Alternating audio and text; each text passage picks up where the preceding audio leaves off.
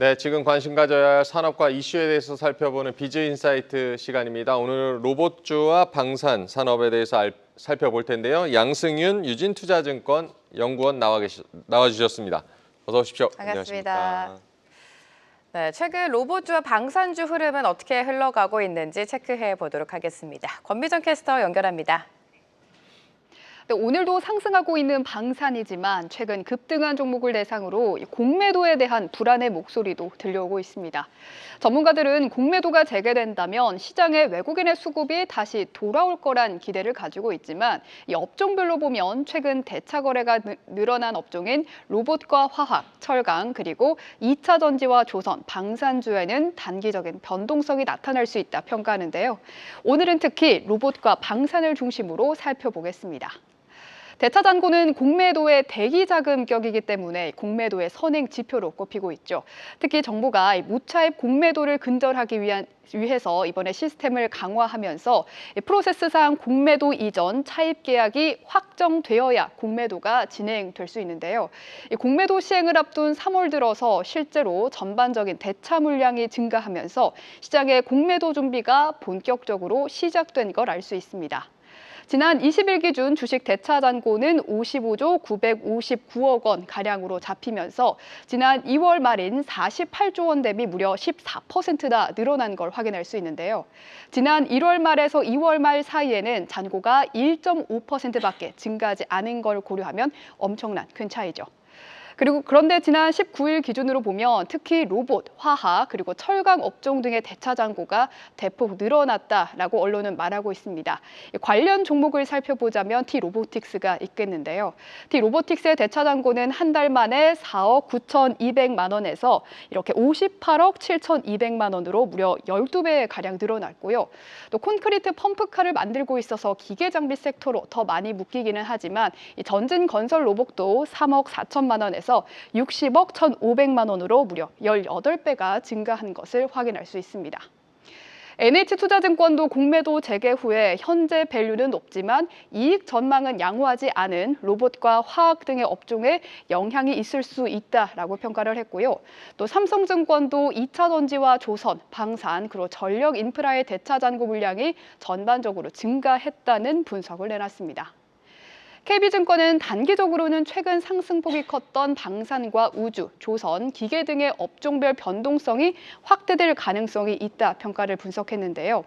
한편 이은택 연구원은 로봇과 방산 등 주도주가 공매도 목표로 설정이 될 수 있지만 장기적으로 본다면 주도주 위치를 유지할 것이다 라는 전망을 내놓기도 했습니다.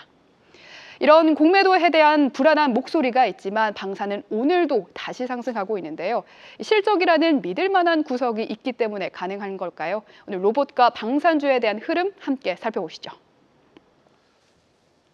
네, 브리핑 보고 오셨고요. 계속해서 좀 더 깊은 얘기로 들어가 보겠습니다. 연구원님, 로봇주가 최근에 좀 부진을 겪고 있는 것 같은데 그래도 외국인 수급 측면에서는 좀 괜찮은 모습도 나오고 있고 로봇주 지금 흐름을 어떻게 보고 계십니까?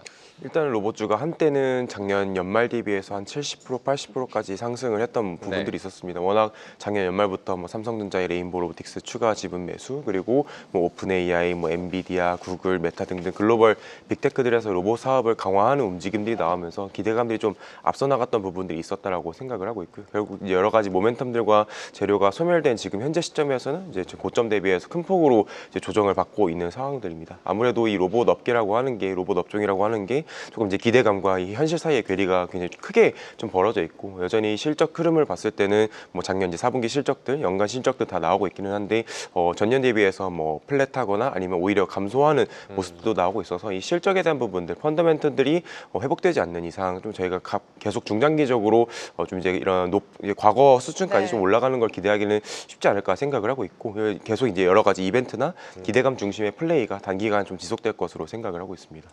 네, 로봇주 사실 작년부터 로봇주가 없으면 소외가 될 정도로 랠리를 이어갔다가 최근에 좀 쉬어가는 구간에 들어갔습니다. 지금 투자자분들이 가장 걱정하시는 게 공매도 재개인 것 같아요. 공매도가 재개가 되면 로봇주가 그동안 흐름이 좋았기 때문에 좀 영향을 받는 거 아닌가라는 시선도 있는데 어떻습니까?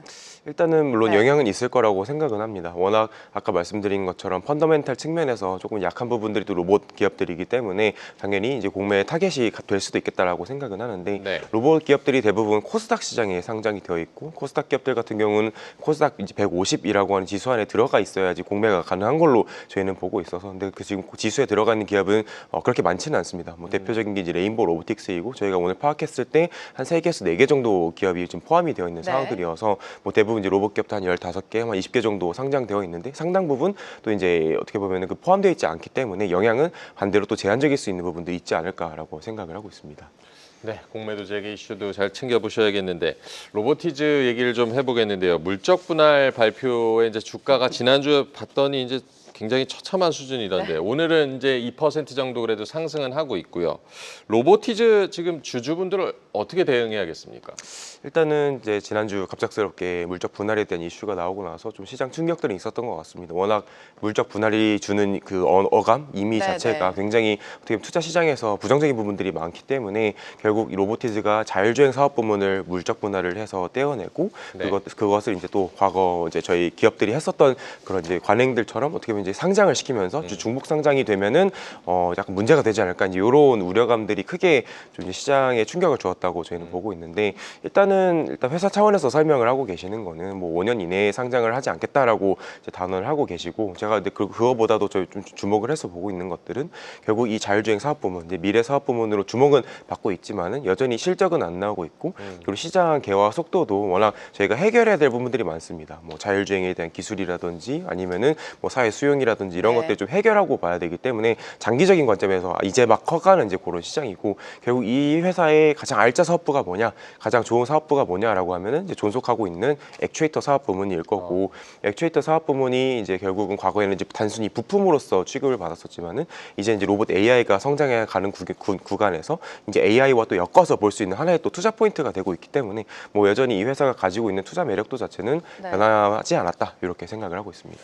네, 투자 매력은 여전히 있다. 오늘 좀 반등이 나오고 있습니다. 사실 로봇을 바라볼 때 국내 기업뿐만이 아니라 엔비디아를 비롯해서 미국 빅테크 기업들이 로봇 개발과 투자에 계속해서 집중을 하고 있습니다. 이번에 개최됐었던 GTC에서도 곳곳에 로봇이 돌아다닐 정도로 로봇에 대한 그 관심이 집중이 됐다고 하는데 아이작 그루트 N1을 또 공개를 했습니다. 로봇이 점점 더 인간다워진다 이런 평가가 많았는데 어떻게 보셨습니까? 일단은 이제 엔비디아는 거의 로봇 네. 기업이다라고 봐야 될 정도로 로봇을 이제 주력 사업 부문으로 네. 좀 보고 계시는 것 같습니다. 이번에도 말씀 주신 것처럼 그루트 N1이라고 하는 AI 모델을 공개를 했습니다. 이제 오픈 소스 개방형으로 설계된 이제 휴머노이드 파운데이션 모델이다라고 보시면 되고 이 로봇의 AI라고 보시면 돼서 이걸 이제 보스턴 다이내믹스라든지 주요 로봇 기업들이 이제 채용을 해서 쓰고 있는 이제 그런 상황으로 보실 수가 있을 것 같고요. 엔비디아는 뭐 수년 전부터 해서 로봇 관련된 칩 GPU를 공개를 했었었고 그리고 이 칩을 바탕으로 해서 또 개발할 수 있는 개발 도구들 뭐 여러 가지 뭐 시뮬레이터라든지 이런 것들을 네. 이제 공개를 했었었고 또 올해 연초에 CES에서는 코스모스라고 하는 데이터 생성에 대한 부분들을 좀 같이 공개를 했고 이번에는 이제 최종 종착지인 AI 모델까지 이제 공개를 하고 있는 상황이어서 칩부터 개발 도구 그리고 이제 데이터 그리고 이제 AI 모델까지 좀 전반적인 이 밸류 체인들 AI 로봇과 그리고 로봇 AI 관련된 밸류 체인들을 좀 확보하고 있는 그런 상황들이어서 이 밸류 체인을 확보한 상황에서 다수의 이제 로봇 기업들한테 쓰이면서 어떻게 보면은 이 로봇 시장의 패권을 확보를 할 수 있는 그런 이제 가장 유력한 기업으로서 떠오르고 있는 게 아닌가 네. 이렇게 생각이 됩니다. 네, 젠슨왕 CEO 같은 경우는 올 초 CES에서 피지컬 AI라는 뭐 새로운 청사진을 제시하기도 했고 엔비디아가 어쨌든 로봇 기업으로 가고 있다. 테슬라와 뭐 구글, 메타 뭐 이런 기업들 빅테크들 뭐 지금 휴머노이드 로봇 개발에 나서고 있는데 지금 경쟁 구도는 어떻게 보고 계십니까? 일단은 지금은 각축전이 좀 벌어지고 있는 상황이다. 뭐 초기 시장을 선점하기 위해서 좀 일단 선제적으로 투자 투자가 좀 다수 이루어지고 있는 상황이지 않나라고 보고 있고, 일단 앞서가고 있는 거는 뭐 2년 전, 3년 전부터 선행적으로 투자를 하고 개발했었던 이제 테슬라의 옵티머스가 있다라고 보여지고, 후행적으로 뭐 구글과 그리고 뭐 메타라든지 이런 주요 빅테크들, 방금 말씀하신 대로 뭐 휴머노이드 관련된 기업들에 투자를 하거나 아니면은 로봇팀을 구축을 하거나 이런 이제 초기적인 그런 움직임들이 나오고 있는 그런 상황이들이지 않나라고 생각을 하고 있습니다. 엔비디아는 이제 로봇 기업이다라고 얘기할 정도로 지금 로봇 산업의 진심인데, 우리 시장으로 돌아와 보도록 하겠습니다. 삼성전자가 최근에 레인보우 로보틱스 자회사로 편입을 하면서 그 이슈 속에 로봇주가 잘 갔었고, 삼성전자도 그렇고 LG전자도 그렇고 로봇 산업 개발에 계속해서 시간을 들이고 있는데, 국내 기업들의 경쟁력은 어느 정도 보십니까? 사실 이제 국내 기업들 같은 경우는 뭐 지금 로봇 기업들 이제 글로벌리 저희가 전반적으로 보게 되면 일단은 이 시장을 선도를 하고 있고 주도를 하고 있는 거는 미국과 그리고 이제 중국 기업들로 보여지고, 한국은 어떻게 보면 이제 쫓아가고 있는 이제 형국이다라고 생각을 하고 있습니다. 다행히도 뭐 지난해 말 삼성전자의 레인보우 로보틱스 추가 지분 투자, 그리고 연결 자회사와 그리고 더불어서 LG전자의 뭐 베어 로보틱스라든지 이런 글로벌 기업들이 이제 저희가 인수를 하고 있는 상황들이어서 어쨌든 우리나라 기업들도 좀 관심을 갖고 투자를 하고 있는 이런 상황이기 때문에 좀 중장기적으로 지켜봐야 된다라고 이제 말씀을 드리고 있고요. 다만 지금 이제 글로벌리 투자가 엄청나게 많이 이루어지고 있습니다. 뭐 스타트업에도 단위로 보면은 뭐 수천억 원 단위의 대규모 투자들이 이제 나오고 있는 상황들이고, 우리나라도 이 정도 규모들 좀 저희가 앞서 나가기 위해서는 일단 먼저 기술 투자들이 선행적으로 이루어질 필요들이 있지 않을까라고 생각을 하고 있습니다. 우리 기업들의 로봇 사업도 잘 챙겨 보셔야겠고요. 로봇주 그 상반기 투자 전략은 어떻게 세워보는 게 좋겠습니까?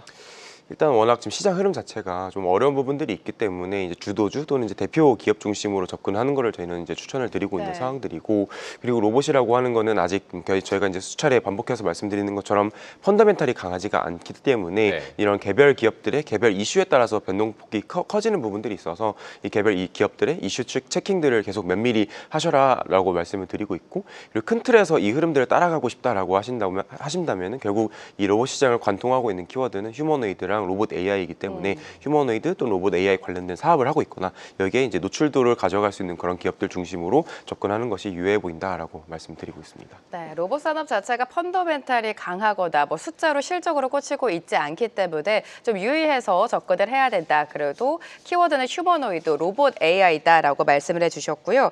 방산으로 넘어가 보도록 하겠습니다. 로보티지의 물적 분할 소식이 있었다면, 하나 에어로스페이스의 어떻게 보면 갑작스러운 유증 소식에 주가가 말 그대로 좀 급락이 나왔습니다. 근데 방산주는 워낙에 또 잘 갔기 때문에 단기적인 조정이다라고 해석을 하시는 분들도 있는데, 유증 소식을 제외하고는 방산주가 가지고 있는 모멘텀 매력은 여전히 같지 않습니까? 맞습니다. 저희도 이제 그렇게 생각을 하고 있고요. 결국 유증 이슈로 인해서 단기적인 시장 실망감들은 있을 수밖에 없다라고 생각을 하고 있습니다. 워낙 이익 체력이 뛰어나고 이제 돈도 잘 벌고 있고 이런 상황 속에서 이제 갑작스러운 이제 대규모 이제 유상증자를 결정을 했기 때문에 시장에서는 왜 지금 이 시점에서 이 규모의 유상증자를 하느냐에 대한 이제 의문점들은 여전히 이제 존재를 하고 있는 상황들이긴 한데, 지금 이제 그런 노이즈들을 좀 걷어내고 본다고 하면 결국 이 하나 에어로스페이스가 유증을 결정을 했던 것도 글로벌리 무기 수요가 이제 증가를 하고 있고, 특히 이제 유럽 쪽에서 무기 수요가 증가를 하는 상황, 그리고 유럽에서는 이제 자체적인 무기 조달을 하기 위해서는 결국은 유럽의 이제 유럽의 예산들을 활용을 해서 조달을 하게 될 텐데,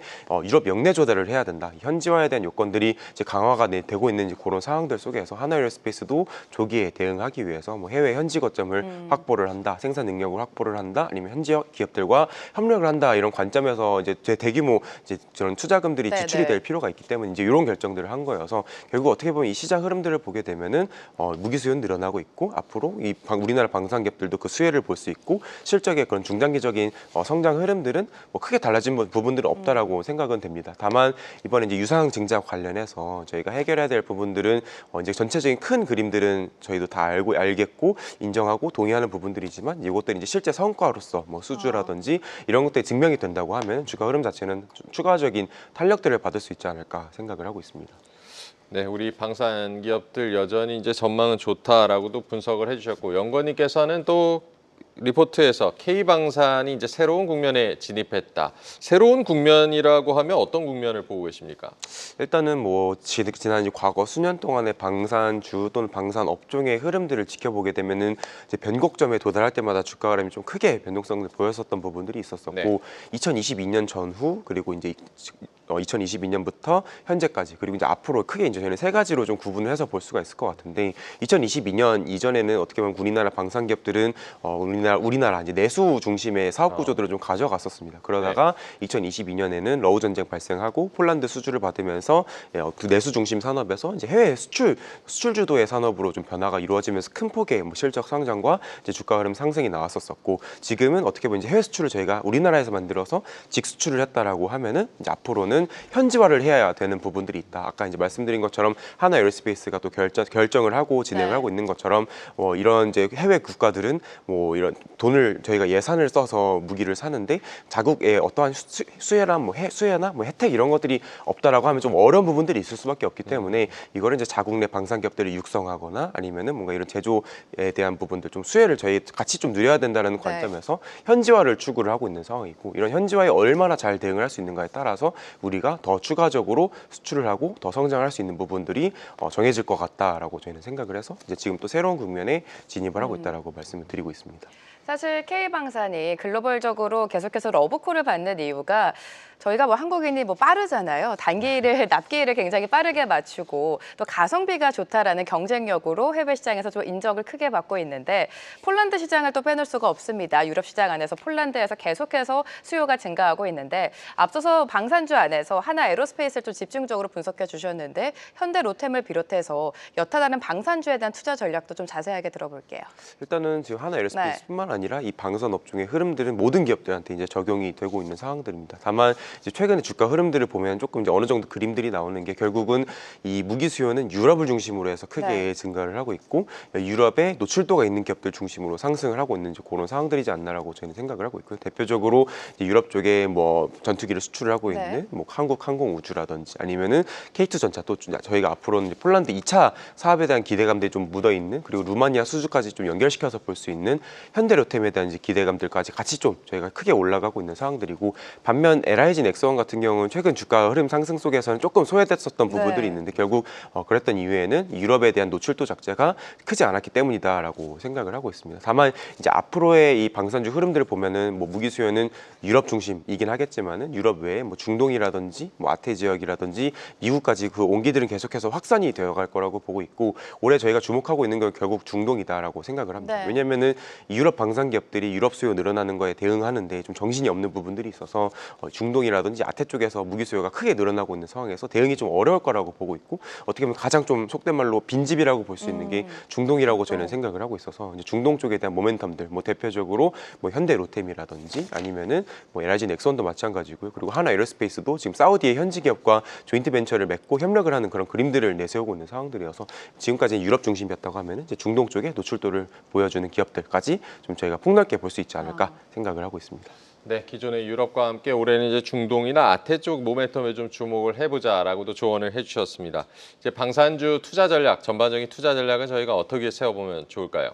일단은 이제 방산주 같은 경우는 중장기적으로 저희는 계속 말씀드린 것처럼 업황은 좋을 거고 이제 실적은 좋을 거고 그래서 저희는 중장기적으로 좀 접근을 해야 된다라고 이제 늘 말씀을 드리고 있는데 어떤 기업을 봐야 될까라고 하면 결국은 수출에 대한 아이템과 그리고 수출에 대한 국가들이 굉장히 다변화되어 있는 제일 다변화되어 있는 기업들 중심으로 보실 필요가 있지 않을까라고 생각을 하고 있고요. 그동안은 어떻게 보면 하나 에어로스페이스가 뭐 유럽, 뭐 중동 그리고 아태까지 폭넓게 수출 지역들이 다변화되어 있고 아이템들이 다변화되어 있었기 때문에 하나 에어로스페이스를 이제 선호했던 부분들이 있는데 그 흐름과 맞추어서 또 같이 볼 수 있는 기업인 현대로템입니다.